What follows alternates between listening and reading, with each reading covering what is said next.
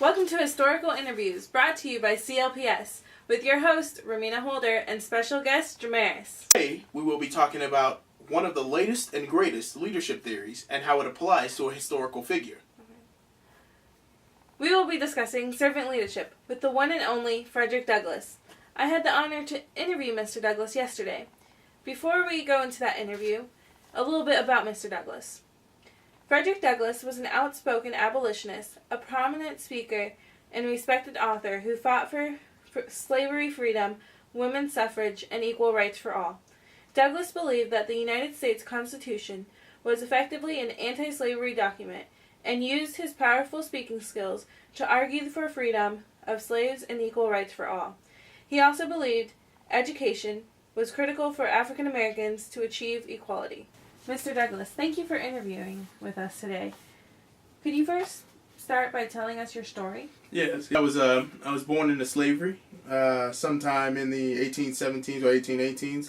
Like many slaves, I was unsure of my exact birth, but soon after my birth, I was separated from my mother, Harriet Bailey. I'm pretty sure my father was also my master, Mr. Captain Anthony.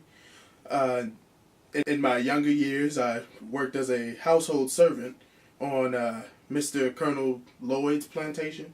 When I was 7, I was given to Mr. Captain Anthony's son-in-law's brother, Mr. Hugh Auld, who I believe at the time he lived in Baltimore. There I was taught to read and to write by Mrs. Auld, but after a confrontation with her husband, telling her that education would make the slaves unworkable, unusable, unmanageable, I think is the word, Mrs. Auld stopped teaching me and became very, very unkind woman. After I found the courage to ask some poor neighbor boys how to read and write, something intrigued me about getting a higher education. I learned more how to read and write, and I became conscious of the abolishment movement. After Mr. Captain Anthony died, and I was taken back to Mr. Thomas Auld. Soon after, he rented me to Mr. Edward Covey, a man known for breaking slaves. The first 6 months I was there, I was beaten. My spirit was crushed. The idea of learning and reading had completely escaped my mind. I just could not take it anymore. So after about a 2-hour-long fight, I gained a small victory over Mr. Covey. He never touched me ever again. The next year, I was rented off to a Mr. William Freeland for 2 years. Then I regained my desire to escape. I also began to educate slaves during a Sunday school at one of the homes of one of the freed black slaves. Despite violent threats and attacks, slaves still came to me for their education. During that time, I also planned my escape, but somewhere between me trying to escape and me setting up my plans, I was betrayed and thrown into jail. From there, I was sent back to Mr. Hugh Auld, where I was forced to learn the trade of ship caulking and back in Baltimore, trading industry. I came against strained race relations. Whites had been working alongside free blacks, but the whites began to fear for their job due to the large increase of freed black workers. Now, I encountered some violence at the shipyard, and it ended in my being sent to another shipyard. I learned very quickly and was able to pick up on very many different things. I was also able to save up enough money to escape. I believe it was 1838. I'm pretty sure it was 1838. I made my escape to New York and changed my name from Bailey to Douglass for fear of recapturing, of course. Soon after, I married the love of my life, Anna Murray, who I met in Baltimore. We then moved to Massachusetts, where I became deeply engaged in the abolishment movement. You also published your first narrative in 1845, and you were the author of the anti-slavery newspaper, The North Star, in 1847. Is that correct, Mr. Douglas? Yes, that is correct. Do you see yourself as a servant leader, Mr. Douglas? To be honest, I don't really see myself as a leader at all. I see myself as a man who did something that needed to be done. I stood up for what I believe in, and I fought to get to where I am today. Wow, what an amazing story. It sure is, Romina. Let's take a further look into what servant leadership is and how it applies to Mr. Douglas. Servant leadership. There are 5 main components: authentic, vulnerable, accepting, present, and useful. Being authentic is being who you are. You hold the same values in whatever role you have. Always are real with yourself and admit your mistakes. First, you need to know yourself, then be yourself. Being vulnerable is being honest with feelings in the content of work. Being open with doubts and fears and concerns about an idea. It means letting go of control. Being accepting means accepting ideas as valid for discussion and review, accepting others without judgment. Being present is having the whole self available at all times. Available to yourself as you try to bring your values to bear on the work at hand, and available to others as you respond to their problems, issues, and challenges. Being useful is being a resource to your people.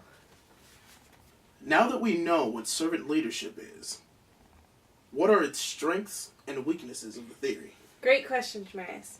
So let's first start off with the strengths. The strengths of servant leadership are that it empowers and inspires people to perform, contributes organizational development, leaders act productively to set a way and inspire others to follow. It establishes a great framework in place for teamwork and relationship building, and it allows leaders to help attain physical and intellectual vitality and fitness, allowing them to lead a balanced life. Now, the weaknesses of this theory are that it's unsuited for a competitive environment because of the soft approach.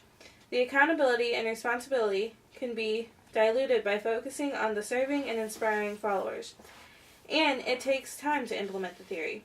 How do you think, Jamaris, this theory applies to Mr. Douglas? Well, honestly, in my own mind, I think Frederick Douglass's merits were completely authentic, because although he was not looking for some sort of personal gain, he made sure that he found freedom for his fellow man. Also vulnerable when he had to ask the boys how to read. Or, I believe in the interview, he spoke something about when he had to fight back Mr. Covey, or even when he was attempting to escape. His true merit showed forth it as authentic to me. That's a good point. He was also vulnerable when he had to go back to Mr. Odds, or when he was working alongside the whites, even when he had to change his name. True. Very true. I guess he could be present and useful when he was educating the slaves. That's a really good point. And I'm not sure if anybody's really noticed, but he's very accepting of everybody and their faults and just the way they live their lives. It may not be good or it may not be bad, but he's still accepting of it. That's very true. Do you think that this theory could be applied to anybody else in his life?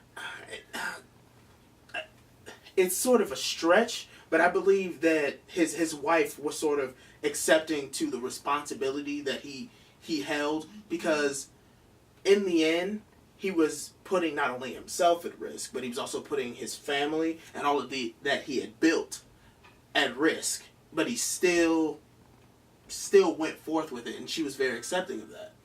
Wow, that's a really good point. I guess you could say that the slave owners were authentic. I mean, they stayed true to their beliefs of having slaves. Even though it's not really right, I mean, they stayed true to that. And the boys were accepting as well of Frederick Douglass when they were teaching him how to read. Yes, that's very true, because just because they were being themselves doesn't necessarily mean that they were in the right state of mind.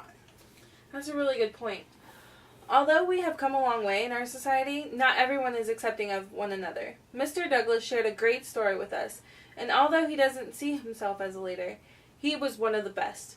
He shows us that servant leadership can be successful. For the rest of the people in Mr. Douglas's life, they followed some of the servant leadership components. They show that just because someone can be authentic, it doesn't mean that they're their best selves. Society needs to change their mindset to learn how to use all the components of servant leadership for a positive change. It shouldn't matter on the person's language, who they love, or their skin color. Humans are humans, and they deserve respect. That's beautifully said, Romina.